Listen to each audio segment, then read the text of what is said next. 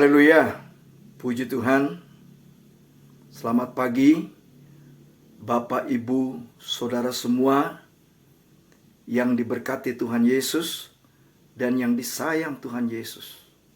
Salam dalam damai sejahtera.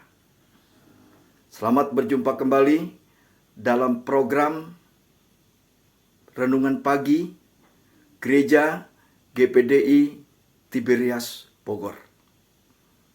Mari, sebelum kita masuk dalam renungan pagi hari ini, kita akan berdoa, kita akan mengucap syukur atas segala kebaikan Tuhan di dalam kehidupan kita. Mari kita berdoa. Bapa kami yang di surga, terima kasih Tuhan Yesus, terima kasih Roh Kudus. Kalau pagi hari ini kami ada sebagaimana kami ada, semua karena kebaikan Tuhan, semua karena kemurahan Tuhan yang terjadi dalam kehidupan kami. Terima kasih Tuhan Yesus, terima kasih. Terima kasih. Engkau sudah membaringkan kami tidur, dan Engkau juga sudah menopang kami bangun dari tidur pada pagi hari ini. Terima kasih ya Bapa di surga. Di dalam nama Tuhan Yesus Kristus kami berdoa. Bapa kami yang di surga, dikuduskanlah namamu. Datanglah kerajaanmu, jadilah kehendakmu di bumi seperti di surga. Berikanlah kami pada hari ini makanan kami yang secukupnya. Dan ampunilah kami akan kesalahan kami, seperti kami juga mengampuni orang yang bersalah kepada kami. Dan janganlah membawa kami ke dalam pencobaan, tetapi lepaskanlah kami daripada yang jahat. Karena Engkaulah yang mempunyai kerajaan dan kuasa dan kemuliaan sampai selama-lamanya. Amin. Tema renungan kita pada pagi hari ini yaitu tentang jagalah setiap perkataan yang keluar dari mulut kita. Sekali lagi saya katakan, jagalah setiap perkataan yang keluar dari mulut kita. Ayat nas yang kita ambil dalam Alkitab pada hari ini, yang terdapat di dalam Matius pasal 5, ayat yang ke-22. Mari kita akan baca bersama. Tetapi aku berkata kepadamu, setiap orang yang marah terhadap saudaranya harus dihukum. Siapa yang berkata kepada saudaranya kafir, harus dihadapkan ke mahkamah agama. Dan siapa yang berkata jahil, harus diserahkan ke dalam neraka yang menyala-nyala. Saudara, kalau kita perhatikan ayat ini, kita baca dengan seksama, sungguh sangat mengerikan. Tapi ini Tuhan Yesus sendiri yang mengatakan. Artinya, Tuhan Yesus sangat konsen untuk kita memperhatikan di dalam kita mengolah emosional amarah kita. Dan Tuhan juga memohon kepada kita lewat ayat firman Tuhan yang kita baca tadi, untuk kita berhati-hati dalam mengucap perkataan, bertutur kata. Karena kalau demikian kita lakukan, maka terjadi hal-hal yang fatal. Bapak, Ibu, Saudara-saudara sekalian yang Tuhan Yesus kasihi. Kita yang sudah dipanggil, sudah dipilih, diselamatkan, diberkati, kita mengucap syukur kepada Tuhan. Kita juga diperlengkapi dengan hal-hal yang baik sebagai orang percaya, sebagai orang yang beriman. yang sudah menerima anugerah keselamatan itu. Kalau dunia mengatakan mulutmu adalah harimaumu. Wih, mengerikan saudara. Tapi ini bukan porsi kita, saudara. Porsi kita adalah sebagai orang yang sudah dipilih, dipanggil dan diselamatkan. Apa yang keluar dari hati kita, melewati tutur kata mulut kita, adalah berkat. Ucapan yang baik, ucapan yang membangun, ucapan yang memberkati, ucapan yang dapat menguatkan iman satu dengan yang lain.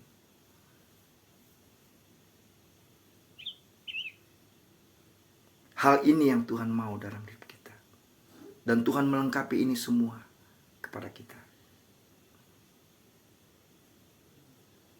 Saudara, apa dan bagaimana Tuhan melengkapi kita dalam hal-hal kebaikan-kebaikan ini? Pertama, saudara, kita harus mempunyai hubungan intim pribadi dengan Tuhan Yesus Kristus. Lewat doa, lewat pembacaan firman Tuhan, pendengaran firman Tuhan, dan persekutuan kita dengan Roh Kudus. Karena firman Tuhan dan Roh Kudus inilah yang akan membawa kita kepada segala kebaikan. Karena di dalam firman Tuhan dan Alkitab inilah yang mengajarkan kepada kita, yang membekali kepada kita tentang kasih, tentang kemurahan, tentang kebaikan, tentang kelemah lembutan, tentang penguasaan diri. Dan itu semua adalah buah-buah daripada Roh Kudus. Apabila kita memiliki hubungan yang intim dengan Roh Kudus. Firman Tuhan dan Roh Kudus ini yang akan membuat kita menjadi baik. Di luar itu tidak. Orang dapat mengatakan baik belum tentu benar. Tetapi apa yang benar menurut firman Tuhan dan Roh Kudus, itu sudah pasti baik. Bapak, Ibu, saudara-saudara sekalian. Karena apa yang ada dalam hati kita. Artinya, setiap orang yang memiliki perbendaharaan, setiap orang yang baik, itu memiliki perbendaharaan yang baik dalam hatinya. Sebaliknya, setiap orang yang tidak baik memiliki perbendaharaan yang tidak baik pula dalam hatinya. Sebagai orang yang dikasihi Tuhan, yang dianugerahkan berkat luar biasa firman Tuhan kepada kita, tentunya kita memiliki yang baik di dalam hati kita, yaitu firman Allah dan Roh Kudus. Saudara, tergantung dari kita. Apakah kita mau mengeluarkan yang baik lewat tutur kata kita, lewat ucapan perkataan kita, yang dapat memberikan pengharapan, yang dapat membangun, atau sebaliknya, apa yang kita keluarkan dari mulut kita, hal yang tidak baik, menyakiti orang, menghancurkan orang, dalam bentuk fitnah, gosip, dan lain sebagainya. Karena setiap perkataan mulut kita yang berasal dari lidah kita, yang Yakobus mengatakan bahwa lidah ini ya seperti racun yang mematikan, saudara. Ya. Tidak ada seorang pun yang dapat mengekang lidah yang buas ini, yang seperti racun yang mematikan. Tidak ada seorang. Hanya kita yang mau dipimpin oleh firman Tuhan dan Roh Kuduslah yang kita dapat bisa melakukan itu. Karena dengan perkataan kita yang keluar dari mulut kita, ini juga sangat mempengaruhi kualitas ibadah kita di hadapan Tuhan. Yang kita lakukan dari sejak kita sekolah minggu, remaja, kaum muda, sampai kita tua saat ini. Mari kita baca di dalam Yakobus pasal 1 ayat 26. Jikalau ada seorang menganggap dirinya beribadah, tetapi tidak mengekang lidahnya, ia menipu dirinya sendiri. Maka sia-sialah ibadahnya. Sekali lagi, mari kita baca, saudara. Jikalau ada seorang menganggap dirinya beribadah, tetapi tidak mengekang lidahnya, ia menipu dirinya sendiri. Maka sia-sialah ibadahnya. Ibadah kepada Tuhan yang kita lakukan, baik di gereja, di persekutuan, di komunitas rohani, yang kita lakukan dari sejak sekolah minggu, remaja, kaum muda, dewasa, sampai kita tua saat ini. Semua yang kita lakukan akan menjadi sia-sia. Ini bukan saya katakan, Alkitab yang mengatakan, saudara. Apabila kita tidak bisa mengekang lidah kita.